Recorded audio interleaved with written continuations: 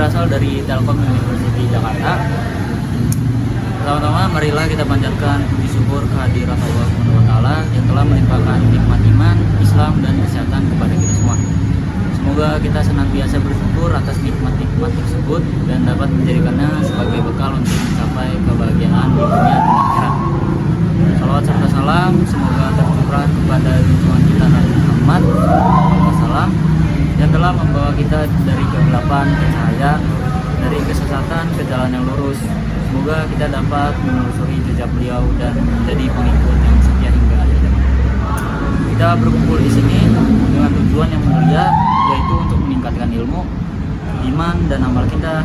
Semoga Allah Subhanahu wa taala memberikan kita kekuatan dan kesabaran untuk menjalankan kewajiban kita sebagai hambanya dan mencapai ridhonya. Amin ya rabbal alamin. Pertama, makna toleransi. Secara bahasa, toleransi berasal dari kata Latin yaitu tolerer, yang berarti menahan diri atau bersabar. Dalam konteks kehidupan beragama, toleransi berarti sikap saling menghormati dan menghargai antar pemeluk agama tanpa harus mencampur adukan ajaran agama masing-masing. Artinya, kita tetap berpegang teguh pada akidah Islam, namun tidak memaksa orang lain untuk memeluk agama kita dan tidak merendahkan keyakinan mereka.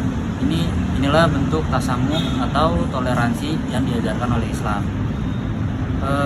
Dalil Al-Quran tentang toleransi dalam surah Al-Kafirun ayat 6, Allah Subhanahu wa taala berfirman, "Lakum dinukum waliyadin," untukmu agamamu dan untukku agamaku. Ayat ini menegaskan bahwa setiap orang memiliki kebebasan untuk menjalankan keyakinannya masing-masing. Islam tidak memaksa seorang untuk memeluk agama tertentu, sebagaimana pula ditegaskan dalam surah Al-Baqarah ayat 256.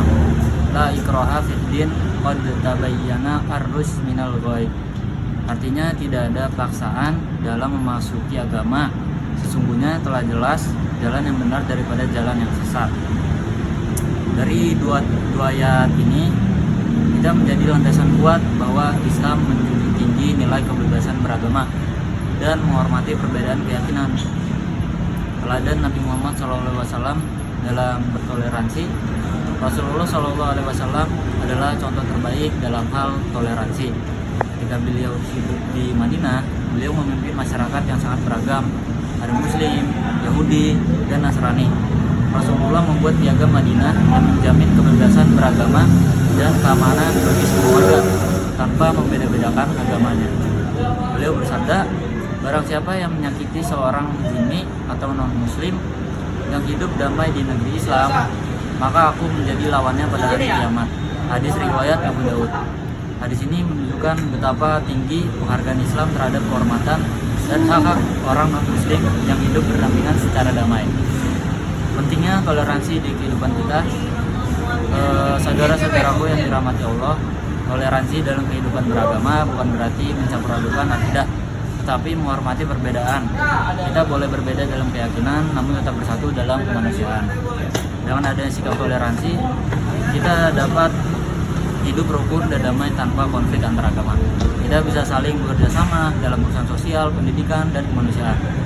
Kita meneladani akhlak Rasulullah yang penuh kasih dan menghargai sesama.